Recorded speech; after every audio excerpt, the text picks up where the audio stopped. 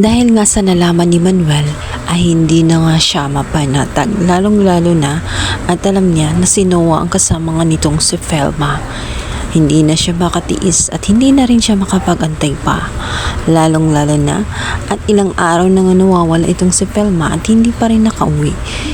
Kaya siya na nga mismo ang susunod sa Davao para makita kung ano talaga ang totoong ginawa nga ni Velma roon. At bakit siya nagpunta ng Davao nang biglaan ni hindi rin alam ng kanyang mga anak. Malapit nang malaman ni Noah kung ano talaga ang totoong dahilan kung bakit siya nagpunta ng Davao. Samantalang itong si Velma ay pilit ngang itatago sa kanya ang lahat.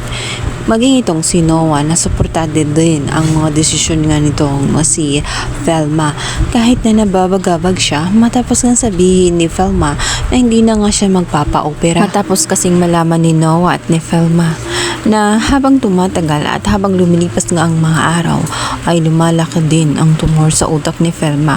Kaya naman kinakailangan na maaga pa lamang ay matanggal na ang naturong tumor kaysa mas lumala ito at magiging dahilan lang ng komplikasyon at maaari pa niya itong ikamatay. Samantala, ikakagulit nga nitong si Noah at nitong si Velma habang sila ay naglalakad sa kalsada ng Davao ay biglang nga mahilo itong si Velma na eksakto naman siyang nakahawak dito kay Noah.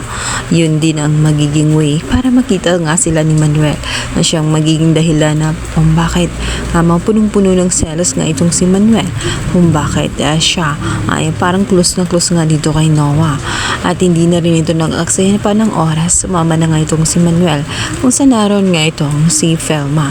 Subalit instead na makinig itong si Velma na umuwi na nga ng bahay dahil nga sa medyo masama ang pakiramdam niya.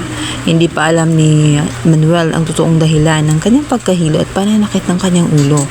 Subalit, hindi gusto ni Velma na sumama at umuwi nga sa Davao dahil nga iniiwasan niya ang katotohanan na makakasakit siya sa kanyang mga anak.